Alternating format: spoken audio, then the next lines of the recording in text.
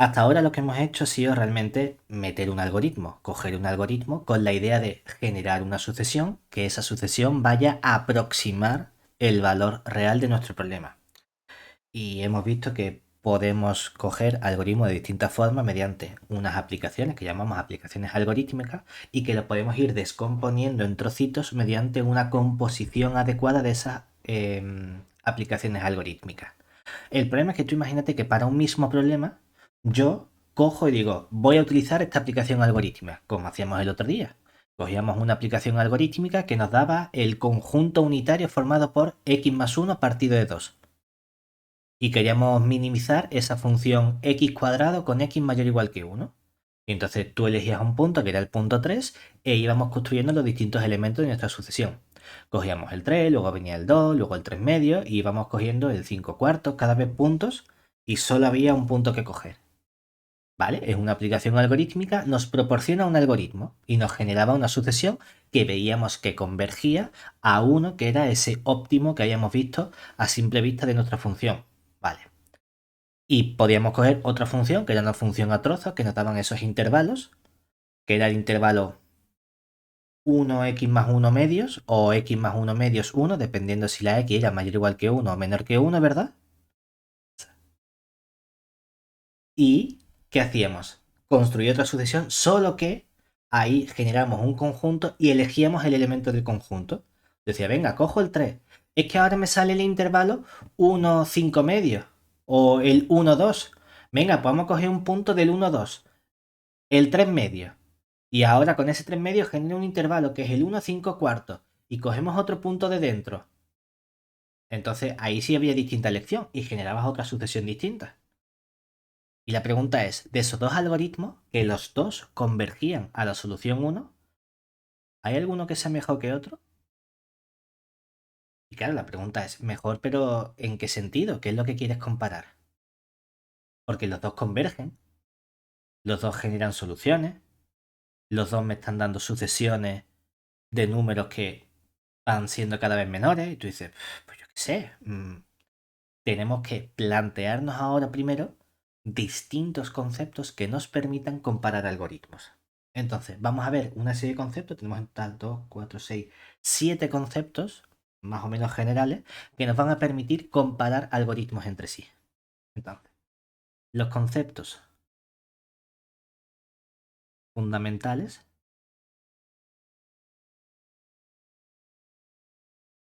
fundamentales que nos van a permitir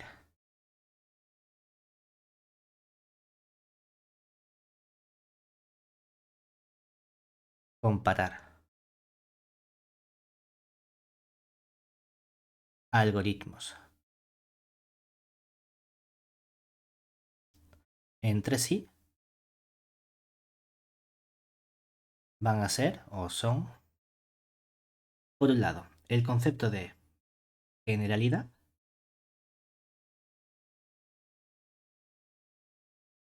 por otro lado, el concepto de robustez, tercer concepto, el concepto de precisión, cuarto concepto que vamos a estudiar, el de sensibilidad,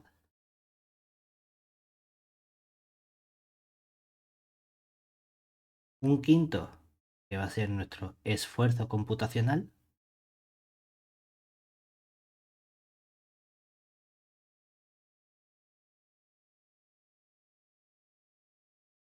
¿vale? Un sexto que realmente ya hemos estudiado, que es la convergencia, y dentro de esta convergencia vamos a tener una subclase que lo podemos estudiar como un concepto independiente, que es el orden de convergencia.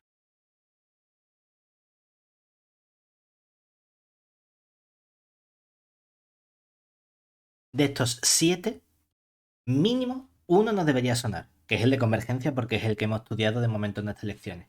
¿Hay algún otro concepto que te suene, aunque sea de rebote, de otra asignatura, de otro concepto parecido? A lo mejor de análisis numérico nos puede sonar la parte de robustez o sensibilidad.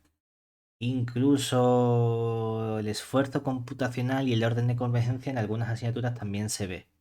Pero bueno, vamos a ir viendo cada uno de estos conceptos de forma separada. Entonces, primero, cuando hablamos de generalidad, generalidad, ¿a qué hace referencia la generalidad? Pues hace referencia a los distintos problemas que podemos resolver con ese algoritmo, es decir, a la variedad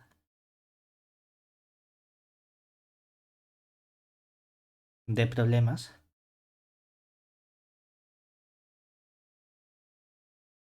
que el algoritmo puede resolver,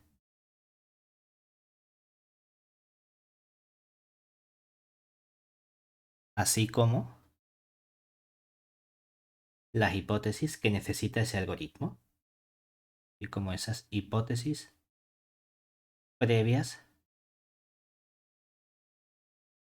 necesarias.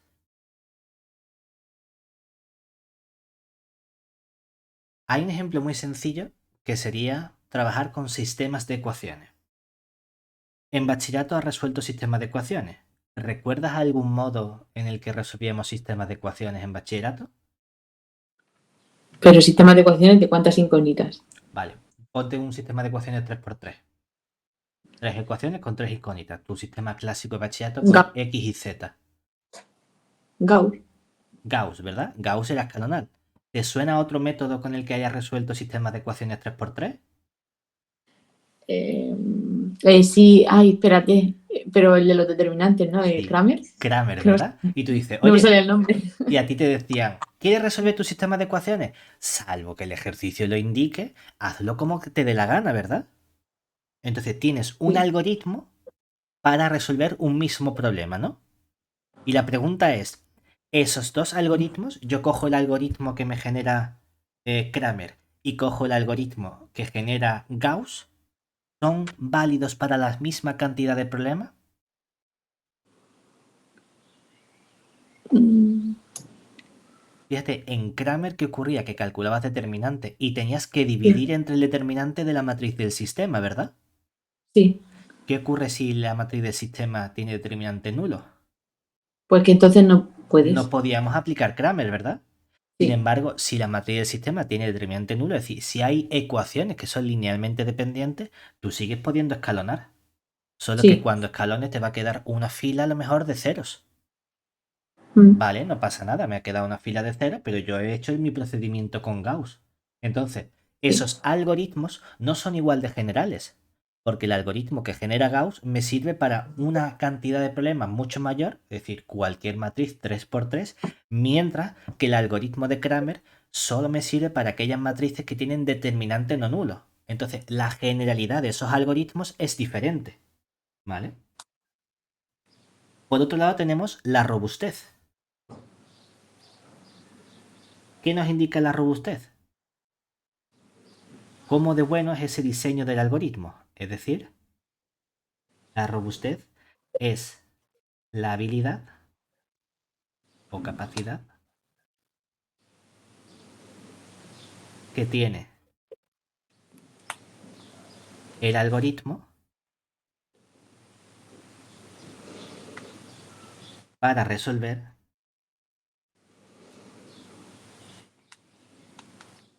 la mayor parte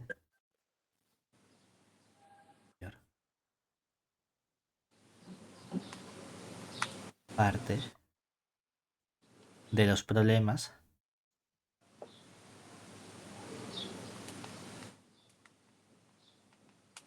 para los que fue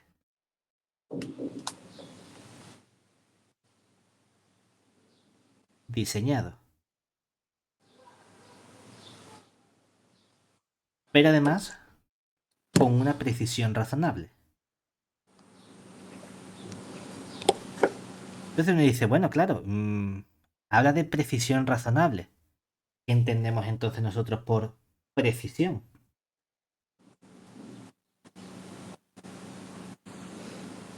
Pues claro, tú dices, ¿Y cómo puedo interpretar la robustez de este algoritmo? Tú imagínate que estamos cogiendo igualmente, que estamos cogiendo Kramer, ¿verdad? Pero ¿Mm? cuando hacemos Kramer, ¿vale? Te coges matrices que tengan determinante no nulo, ¿verdad? ¿Qué ocurre Sí, si esa matriz, aunque tenga un determinante no nulo, tiene un determinante muy, muy pequeño? O al revés, tiene un determinante que es muy, muy, muy grande. Claro, si yo estoy dividiendo entre el determinante, es posible que al dividir entre el determinante, si es muy, muy, muy grande, me esté aproximando eso a cero, ¿verdad? O al sí. revés, si estoy dividiendo entre un determinante que es muy, muy pequeño, que no es cero, pero que se parece mucho a cero, que de repente me devuelva números muy grandes. Entonces, vale que lo resuelva, porque puedo aplicar Kramer porque mi sistema tiene determinantes no nulos. Pero como la matriz no es relativamente buena, resulta que a lo mejor esta solución se me va al carajo y me la aproxima por cero cuando no es cero, o me la aproxima por un número súper grande cuando no es un número súper grande. Entonces, el tema es, ¿qué entendemos nosotros por esa precisión razonable? Pues normalmente estos algoritmos, en lugar de darnos la solución exacta en un número finito de etapas, nos proporcionan una sucesión que va a converger, ¿verdad? Entonces, la precisión nos habla de cómo de buenos son esos puntos que estamos obteniendo en la sucesión. Es decir, la precisión de nuestro sistema es una medida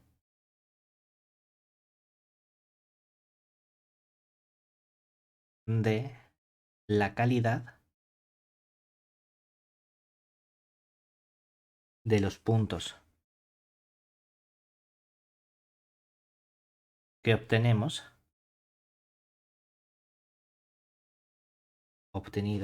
después de un número razonable de iteraciones.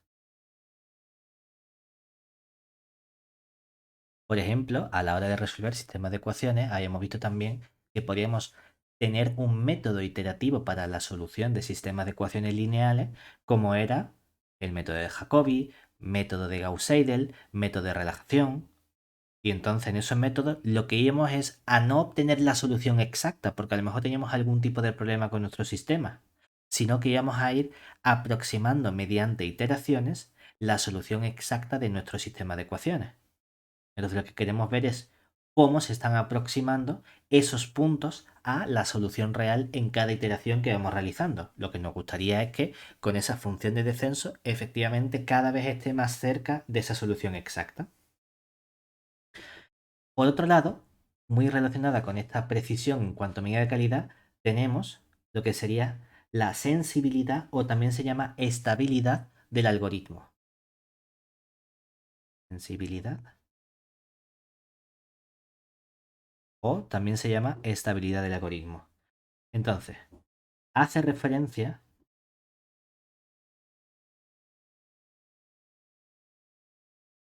a la estabilidad.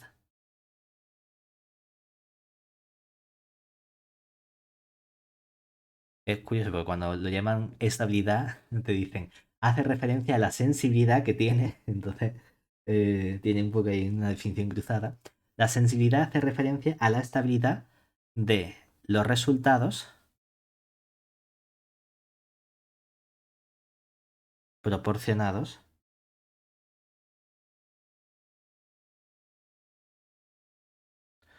por el algoritmo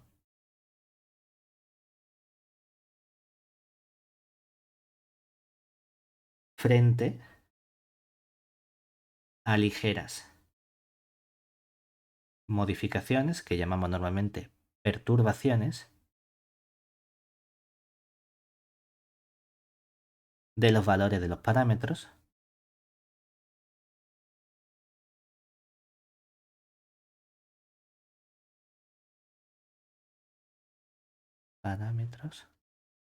o bien de los datos del problema, o también teníamos de los criterios de determinación del algoritmo,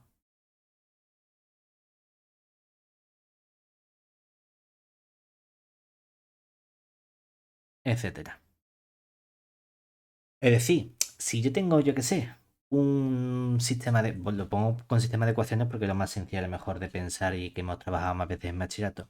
Si tengo un sistema de ecuaciones donde, no lo sé, la componente x tiene coeficiente 1, 2, 3 y la solución nos ha quedado la 10, 20, 30, pues a lo mejor si cambio la x por, en lugar de 1, 1,007, hombre, pues me gustaría que la solución 10 no cambiase excesivamente, sino que en vez de ser 10, 20, 30, fuese a lo mejor 10,7, 20,1, 30,8.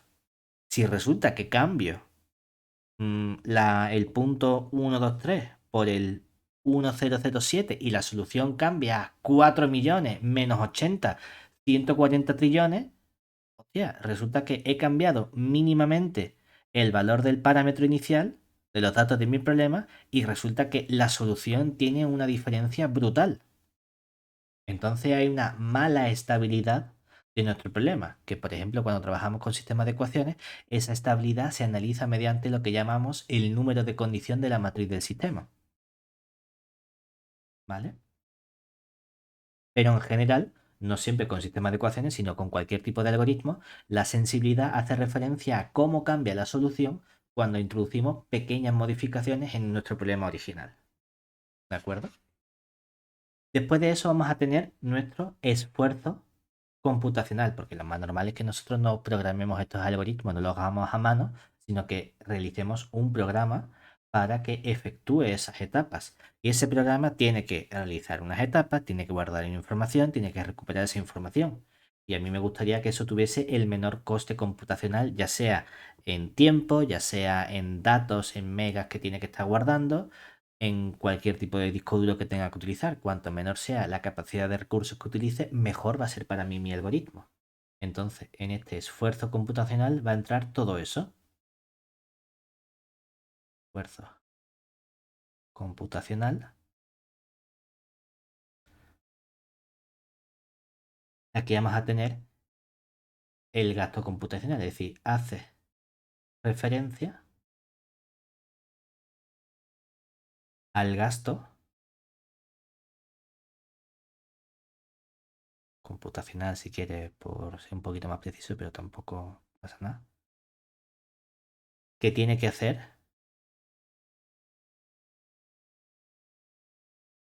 Que tiene que realizar el algoritmo para obtener nuestra solución.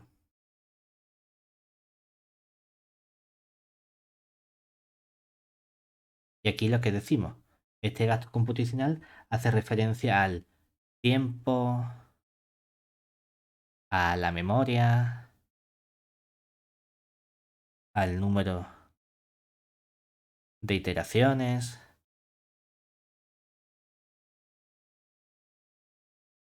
etcétera.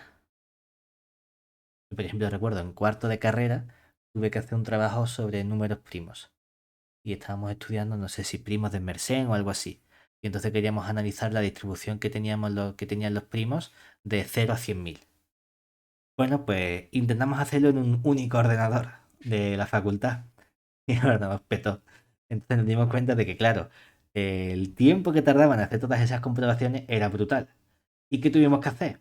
Cogimos, reservamos un laboratorio completo con 30 ordenadores y fuimos dividiendo de entre 0 a 100.000 en de 0 a 5.000, de 5.000 a 10.000, de 10.000 a 10.000 a 15.000, de 15.000 a 20.000, así en los 30 ordenadores para realizar el mismo proceso, el mismo programa, pero en cantidades menores. Y aún así tuvimos unas 4 o 5 horas para que fueran haciendo todas esas comprobaciones. Entonces, claro, a lo mejor tengo un algoritmo y el algoritmo funciona con cantidades chicas, pero cuando el algoritmo empieza a trabajar, en lugar de con 20 números, con 100.000 números, resulta que el gasto que tiene que hacer, el tiempo que tarda es brutal. ¿Vale? Entonces tratamos también de reducir esa cantidad. Nuestro sexto concepto, que es el que ya hemos visto, es el concepto de convergencia. Este suele ser el más puñetero de estudiar, porque es un concepto muy teórico. Entonces la convergencia hace referencia a probar, eh, o consiste en demostrar teóricamente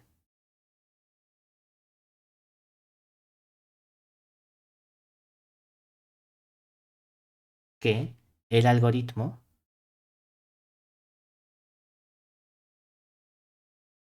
genera una sucesión que converge a un determinado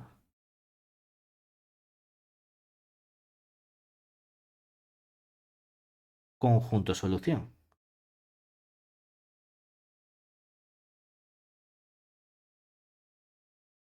Y ojo, lo que hacíamos el otro día no es probar la convergencia de modo teórico. Cuando nosotros cogíamos la función o aplicación algorítmica x más 1 entre 2, decía, no, es que mira, está cogiendo, estoy haciendo distintas iteraciones y la iteración me ha salido el 3, el 2, el 5 medio, el 5 cuartos, y así vamos avanzando, o el 3 medio, 5 cuartos, etc. Y ves que converge a 1. Hombre, el ves que converge a 1, nuestro argumento ha sido, como hemos calculado 4 o 5 elementos, y más o menos parece que cada vez se acercan más a 1, pues converge a 1. Pero ojo, eso lo he hecho ¿con qué? Para empezar, ni siquiera hemos conseguido construir la sucesión completa. Hemos cogido 5 términos de la sucesión. Y hemos cogido 5 términos de sucesión para el elemento x igual a 3 inicial. ¿Y qué ocurre cuando en lugar de empezar con el x1 igual a 3 empiezas con el x1 igual a 18? ¿O con el 20,7? ¿O con el pi? ¿O con el raíz de 2? No hemos comprobado qué ocurre con todos los números, ¿verdad? Entonces, nosotros no probamos el otro día la convergencia de ese algoritmo. Es que la convergencia teórica es compleja de probar de forma correcta. Porque tienes que comprobar que independientemente del punto inicial que tú estés eligiendo, efectivamente esa sucesión siempre va a darte una sucesión que sea convergente al conjunto solución omega que hayas determinado previamente. Por eso la parte teórica de convergencia de los algoritmos es la más complicada de probar de forma general. Pero incluso cuando hayamos probado esa convergencia, podemos tener distintos algoritmos que los dos sean convergentes. Y entonces uno dice, bueno, a lo mejor hay una diferencia entre la convergencia de un algoritmo u otro. Y esa diferencia entre la convergencia de un algoritmo u otro es lo que llamamos nosotros el orden de convergencia.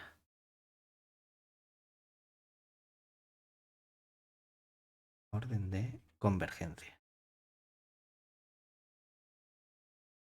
Y el orden de convergencia hace referencia a la rapidez con la que converge el algoritmo. Es decir, hace referencia a la rapidez o velocidad con la que el algoritmo converge a la solución. Aquí sí vamos a poder tener una definición un poco más matemática. Es decir, vamos a estudiar esa definición de forma más formal para analizar la convergencia de una sucesión, que es realmente lo que nosotros vamos a estudiar. Entonces, sea, vamos a llamar R sub K, que va a ser una sucesión de números reales, es decir, con K perteneciente a los naturales, contenido en E sub 1, que es nuestro conjunto de reales, una sucesión tal que esta sucesión de números reales es convergente, es decir, R sub K converge cuando K tiende a infinito a un cierto valor límite R rayita que es también un número real. Perfecto. Entonces, llamamos orden de convergencia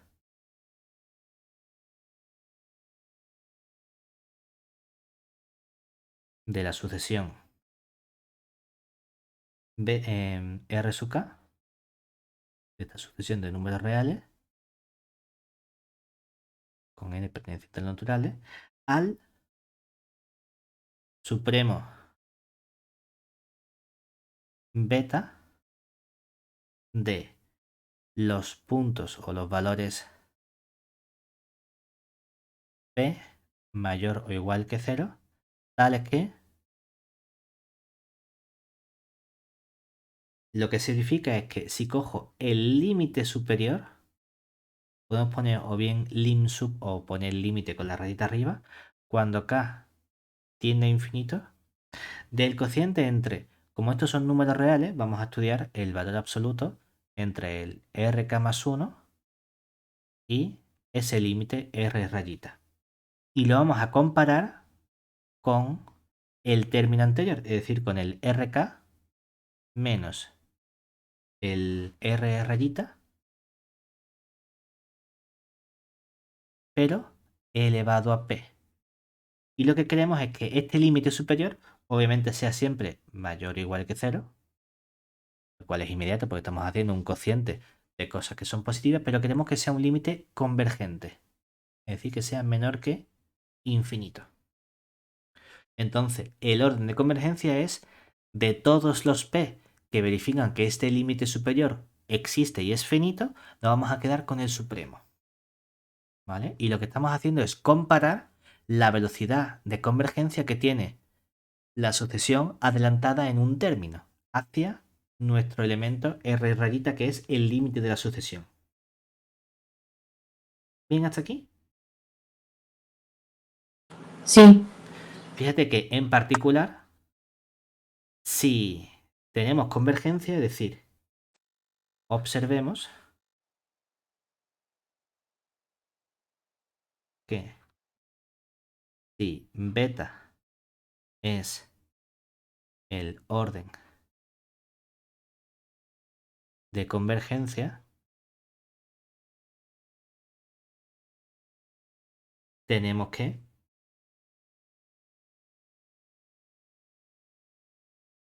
en cierto modo, ¿qué nos está relacionando ese beta con el comportamiento de estos dos elementos? Que este límite, como mucho, va a ocurrir con ese beta, ¿verdad?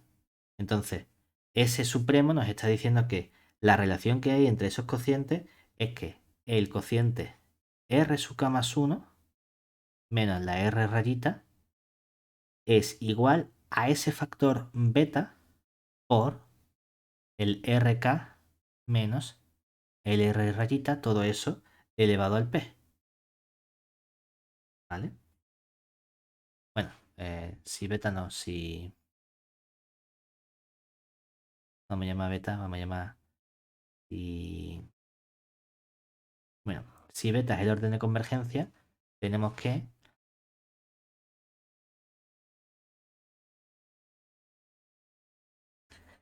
y llamamos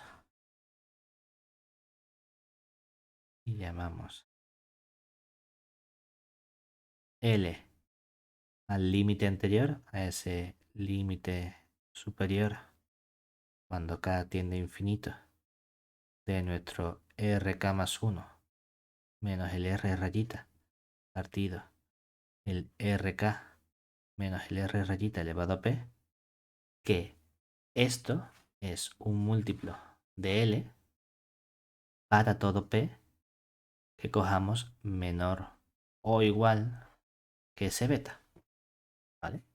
Con p mayor o igual que 0 también. Pero más o menos nos está dando que en cada paso mejora una cierta cantidad L ese cociente, ¿vale?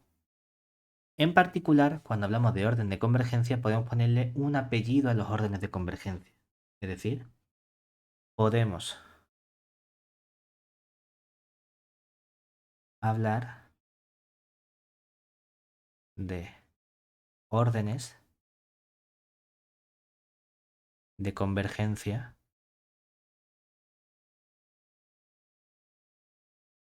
más concretos.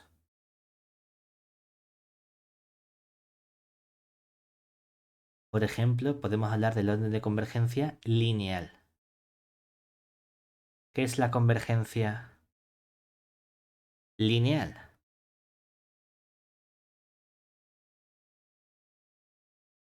Cuando el límite, y aquí ponemos límite directamente, cuando k tiende a infinito, de nuestro cociente R sub k más 1 menos el R rayita entre el RK menos el R rayita es igual a un beta, o bueno, a un límite, vamos a poner un límite L, que es estrictamente menor que 1.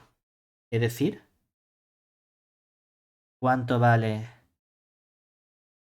ese parámetro P? 1 aquí, ¿verdad? Mejoramos un poquito el concepto de convergencia lineal para hablar de convergencia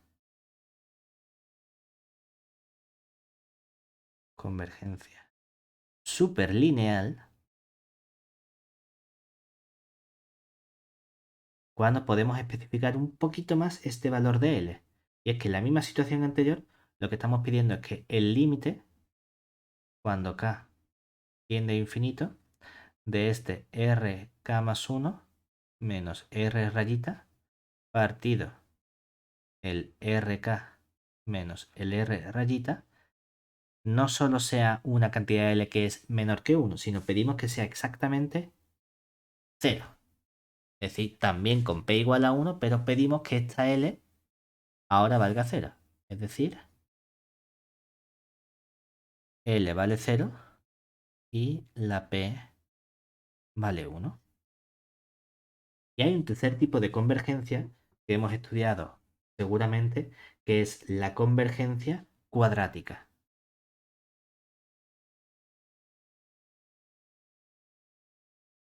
Convergencia cuadrática. ¿A qué hace referencia la convergencia cuadrática? Cuando tenemos nuestro límite, cuando la k tiende a infinito, y cogemos el cociente del RK más 1 menos R rayita partido el RK menos el R rayita, y todo eso, ¿qué ocurre? Que le ponemos un cuadrado y ese límite, ¿cuánto queremos que valga? 0. Es decir, lo que estamos indicando aquí es que la L vale 0 y nuestra P vale 2. ¿Bien hasta aquí? Sí, Vamos, realmente esto podría ser a lo mejor la convergencia, a lo mejor llamarla super cuadrática, porque la convergencia cuadrática realmente lo que está diciendo es que hay una especie de comportamiento mixto. Realmente me está diciendo no que este límite sea 0, sino que este límite es una cierta cantidad L que es menor que 1 y se verifica esta convergencia, es decir, y el límite cuando la k tiende a infinito del r k más 1 menos el r rayita partido el rk menos el r y aquí elevado a 1, este sí que tiende a 0. Es decir, que aquí lo que estamos diciendo precisamente que es que existe el límite con el p igual a 2 y es una cantidad infinita y además tengo una convergencia que es convergencia superlineal. ¿Vale? Lo cual significa que en particular, siempre que tengas un orden de convergencia p mayor que 1, vas a tener también convergencia superlineal. Es decir, nota, observemos que si el orden de convergencia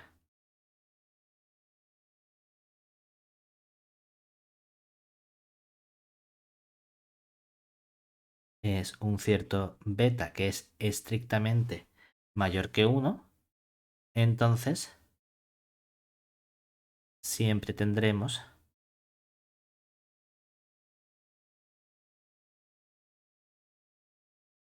también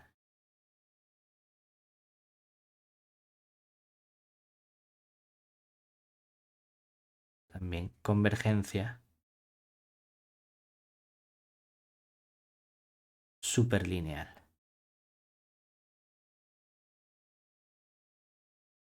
¿Vale? Y estos órdenes de convergencia son realmente lo que nos interesa a nosotros, sobre todo en esta parte más teórica, estudiar para poder comparar los distintos algoritmos. ¿Vale? No sé si a lo mejor cuando hemos hecho la parte de numérico hemos visto el algoritmo de Newton y veíamos que en las iteraciones que tenía el método de Newton y que tenía el método de aproximaciones sucesivas para obtener la solución de una ecuación, como teníamos aplicaciones contractivas, en el método de aproximaciones sucesivas, lo que teníamos es que cada iteración era menor o igual que una cierta cantidad L, que era la cantidad de la constante de contractividad, por la diferencia de la siguiente del término anterior con la solución exacta. Entonces ahí aparecía valor absoluto menor o igual que constante por valor absoluto. Tenía orden de convergencia 1. En el método de Newton aparecía valor absoluto menor o igual que una cierta constante que era el máximo de la segunda derivada entre dos veces el mínimo de la primera derivada, una constante rara, por el valor absoluto de la siguiente iteración, pero al cuadrado. O sea que el método de aproximaciones sucesivas tenía orden de convergencia 1, es decir, convergencia lineal, mientras que el método de Newton tenía orden de convergencia 2, es decir, convergencia cuadrática. ¿Vale? Entonces veíamos que aunque los dos me servían para resolver funciones o ecuaciones igualadas a cero, uno de ellos lo hacía o convergía el doble de rápido que el otro.